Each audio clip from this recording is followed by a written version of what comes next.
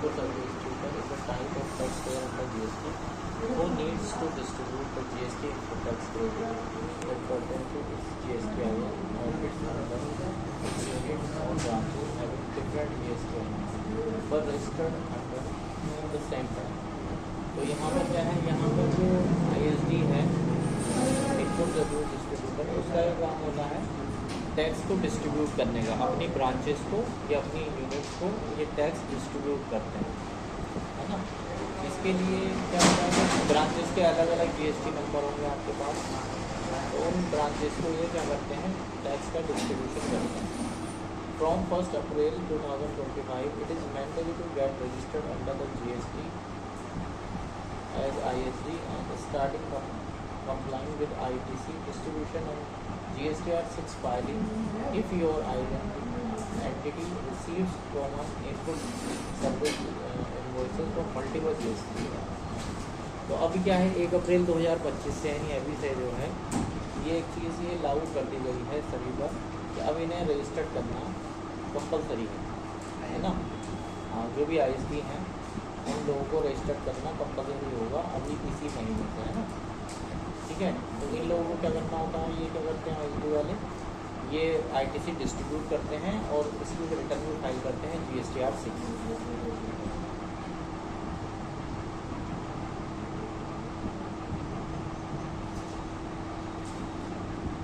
Who is an input service distributor under GST? An input service distributor is a taxpayer that receive invoices for services used by its branches। तो कुछ ऐसी invoices होती हैं services की जो इनकी branches ने यूज़ की हैं, है ना, और उसका जो ITC है वो ट्रांसफ़र करता है यहाँ पे input service distributor. It distribute the tax paid non as input tax credit. तो जो ITC होगा उसे हम क्या कहते हैं, इनपुट टैक्स क्रेडिट। तो such branches on a proportional basis by issuing ISD invoice. तो ISD इनवॉइस बनानी पड़ती है इनपुट सर्विस डिस्ट्रीब्यूटर को।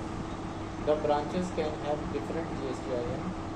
ब्रांचेस के अलग अलग GST नंबर होंगे but must have the same PAN as that of ISD। तो सेम पैन पर यानी एक ही पैन नंबर होगा उसका, उसी पर डिफरेंट GST नंबर होंगे, है ना। Let's understand with an example. तो इसका एग्जाम्पल क्या है, the head office of messrs ABC limited is located in Bangalore. तो कोई हेड ऑफिस है जिसका ये लोकेशन क्या है, बेंगलोर है, एक कंपनी का ABC का, है ना। Having branches in Chennai, Mumbai and Kolkata. इसकी 3 ब्रांचेज हैं अलग अलग सिटी में, चेन्नई में है, मुंबई में है और कोलकाता में। The head office include annual software maintenance expense service receive on behalf of all it's branches and receive the invoice for the same. लेकिन इसके हेड ऑफिस ने बिल जो है रिसीव किया है अपने ब्रांचेस के बिहाफ पर, है ना, यानी ब्रांचेस में उन सर्विसेज को यूज़ करना है, बट उसका जो बिल कटा है वो कटा है उसके हेड ऑफिस के नाम पर। Since the software is used by all it's branches, software है वो इसकी सारी ब्रांचेस में यूज़ किया जाएगा। Input tax credit of entire services can not be claimed इन बेंगलोर। लेकिन ये ITC बेंगलोर में जो है क्लेम नहीं किया जा सकता, जो हेड ऑफिस है उसमें क्लेम नहीं किया जाएगा। The same has to be distributed to all 3 location, और ये इन 3 लोकेशन पर डिस्ट्रीब्यूट होगा। The head office at Bangalore is the input service distributor ना। इसमें जो हेड ऑफिस है बेंगलोर का वो क्या है, इनपुट सर्विस डिस्ट्रीब्यूटर। तो बात समझ में आ रही है। एक कंपनी होती है जो कॉरपोरेट ऑफिस है, वहाँ पर उनकी कोई सप्लाई नहीं होती यानी सेल नहीं होती, लेकिन उस कॉरपोरेट ऑफिस की डिफरेंट सिटीज़ में ब्रांचेज होती हैं, है ना। अब इन्होंने एक सॉफ्टवेयर का बिल नहीं मिला है जो मेंटेनेंस चार्जेस का है इसका। तो जो मेंटेनेंस चार्जेस का सॉफ्टवेयर का बिल है वो आया है इनके हेड ऑफिस के नाम पर, लेकिन हेड ऑफिस में उसको क्लेम नहीं कर सकते, उसको बिल करेंगे क्या, क्योंकि उनको कोई सप्लाई है नहीं। तो उसे उनको ये फैसिलिटी दी जाती है कि वो अपने टैक्स को जो ITC है उसे अपनी ब्रांचेस को डिस्ट्रीब्यूट कर सकते हैं, उस टैक्स को बराबर बांट सकते हैं ताकि ब्रांचेस उस टैक्स का बेनिफिट ले पाएँ। क्योंकि ब्रांचेस से तो उनकी रिटर्न फाइल हो रही है, उनकी सेल भी हो रही है ना, तो वहाँ से उनका जो है वो ITC एडजस्ट हो सकता है। Eligibility criteria for ISD registration. इसके लिए ISD को एक रजिस्ट्रेशन लेना पड़ता है अलग से।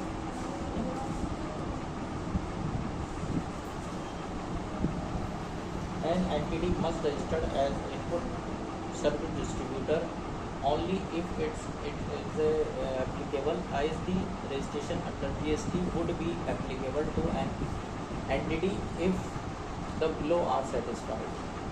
तो कुछ चीज़ें सेटिस्फाई होंगी तो आप अपने जो कॉर्पोरेट ऑफिस है उसके लिए ISD का रजिस्ट्रेशन ले सकते हैं। Must be an office supplying goods और सर्विसेज और दोनों। तो एक ऑफिस होगा जिसमें गुड्स और सर्विस दोनों सप्लाई होती है। Receiving tax invoice towards input services brought on and behalf of unit branches having different GST आइडेंट but filing under the same PAN. एक पेन पर ही ब्रांचेज होंगी, वो एक ही पेन नंबर होंगे सभी के, है ना। और उसके जो इनवॉइसेज हैं वो रिसीव होंगे ISD में उसके बिल जो भी होंगे जिनकी ब्रांचेस के हैं वो बिल वहाँ पर रिसीव होंगे हेड ऑफिस में। Must be located at the place where the common input service are receive. और ये ऐसी जगह लोकेटेड होता है जहाँ पर इनपुट सर्विस रिसीव होती है। Can distribute ITC on input service as on ISD including those on which GST is paid under reverse charge। अच्छा, जो मतलब इन पर जो रिवर्स चार्ज की है, जैसे ISD इनपुट सर्विस जो रिसीव करनी है जिनमें इनको रिवर्स चार्ज में टैक्स पेड करना हो रहा है, कुछ सर्विसेज ऐसी होती हैं जहाँ पर रिवर्स चार्ज पेड करते हैं, ये तो उस पर भी ये डिस्ट्रीब्यूट कर सकते हैं। Can apply for multiple ISD registration if common services are received at different offices located in different states or districts, है ना। तो इन्हें क्या है, मल्टीपल ISD रजिस्ट्रेशन हो सकते हैं किसी के, ठीक है, अगर उनकी कोई कॉमन सर्विसेज हैं डिफरेंट लोकेशन पर और डिफरेंट स्टेट्स में या डिफरेंट डिस्ट्रिक्ट्स में। Must begin issuing a prescribed ITC invoice document for distributing the input tax credit of CGST or IGST या IGST paid on shared services to its units branches under same plan but with a different GST आएगा। तो यहाँ पर क्या है, इन जो ISD होते हैं इनको बिल भी बनाने पड़ते हैं, जिसे ISD इनवॉइस बोलते हैं, जिसमें दिखाते हैं कि ये CGST HST ट्रांसफ़र कर रहे हैं या IGST ट्रांसफ़र कर रहे हैं। Situation where ISD is not applicable, कुछ केसेस में ISD एप्लीकेबल नहीं होगा। जैसे where ITC is paid on input and capital goods for instances raw material and machinery purchase. कोई जो कॉर्पोरेट ऑफिस है कोई मशीनरी कोई कैपिटल गुड्स परचेज करता है या कुछ ऐसा मटेरियल परचेज करता है जिसे वो अपने ही ऑफिस में यूज़ करेगा, तो इस तरह के उस पर वो ITC को डिस्ट्रीब्यूट नहीं कर सकते। ITC can not be distributed and to outsource manufacture और सर्विस प्रोवाइडर। तो कुछ सर्विस प्रोवाइडर होते हैं या आउटसोर्स मैन्युफैक्चर होते हैं, जैसे कोई कॉर्पोरेट ऑफिस हायर करता है, उस तरह के ITC को ये डिस्ट्रीब्यूट नहीं कर सकते। तो दो कंडीशन के टैक्सेस को ये डिस्ट्रीब्यूट नहीं कर पाए। Purpose of registering as ISD, इसका क्या पर्पज़ है? इसका यही पर्पज़ है कि ये जो है जो भी एक्सपेंसेस हैं इनके उस पर जो टैक्स पेड कर रहे हैं तो उसका बेनिफिट उनकी ब्रांचेस ले पाएँ, इसलिए ही ये जो है रजिस्ट्रेशन कराया जाता है। Document required for ISD registration, required document क्या है? वो डॉक्यूमेंट नॉर्मल वही होते हैं, उनके पैन नंबर होता है ना। अगर कोई एग्जिस्टिंग रजिस्ट्रेशन GST का वो होगा, पैन कार्ड होगा, एड्रेस का प्रूफ होगा, है ना। LLP है तो LLP की डिटेल्स होंगी, ठीक है। तो ये सारे पेपर इसमें होते हैं, बैंक डिटेल होगी, ऑथराइज सिग्नेचर, ठीक है। तो ये सब कुछ होता है उसमें जब वो रजिस्ट्रेशन की रिक्वायरमेंट आपको पड़ेगी तो रजिस्ट्रेशन आप इसके लिए अप्लाई कर सकते हैं, ठीक है। तो जब यहाँ पे रजिस्ट्रेशन लोगे तो यहाँ पर एक ऑप्शन होता है इनपुट सर्विस डिस्ट्रीब्यूटर, ये सेलेक्ट करना पड़ेगा रीज़न में आपको, जहाँ पर registration reason to obtain registration में यहाँ पर आपको ISD का ऑप्शन सेलेक्ट करना होता है, ठीक है।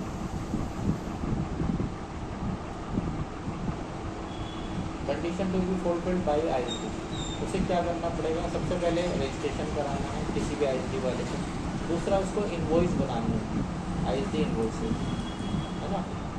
तीसरा उसको रिटर्न फाइल करनी होगी, जैसे GSTR 6 फाइल करनी होगी, उसको हर महीने GSTR 6 फाइल करनी होगी ताकि वो अपना जो RTC है उसे डिस्ट्रीब्यूट कर पाए। So as the invoice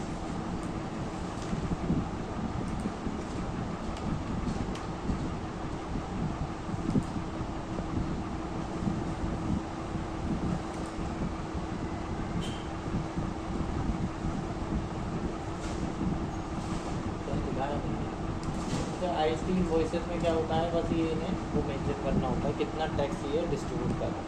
कोई टैक्सेबल वैल्यू नहीं आएगी, ओनली टैक्स की वैल्यू आती है। CGS पे GST कर रहे हैं या IGST ट्रांसफर कर रहे हैं, जो भी कर रहे हैं ट्रांसफर, उस इन्वॉइस के अंदर इन्हें शो करना है। Distribution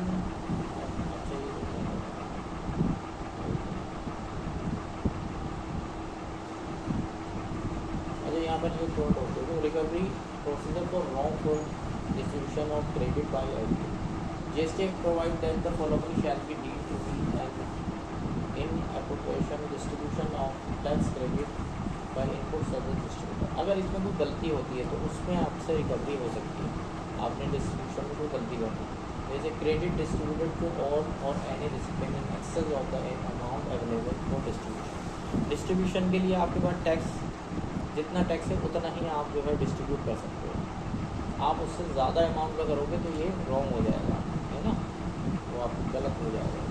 distribution and in appropriation ratio of to all any recipient, तो बराबर ही आपको डिस्ट्रीब्यूट करना होगा, किसी को ज़्यादा या किसी को कम आप डिस्ट्रीब्यूट नहीं कर सकते। Distributing excess to one supplier to and shall be recovered from such along with the interest and provision deemed and. अगर आपने गलत कर दिया डिस्ट्रीब्यूशन तो आपसे रिकवरी, डिमांड एंड रिकवरी का जो प्रोविज़न है वो अप्लाई हो जाएगा और आपसे ऐसे टैक्स की रिकवरी की जाएगी, है ना। ठीक है, तो ये कुछ इसकी थ्योरी थी जो IST की है थ्योरी। ठीक है, अब इसकी एंट्री कैसे करेंगे ये बता देते हैं।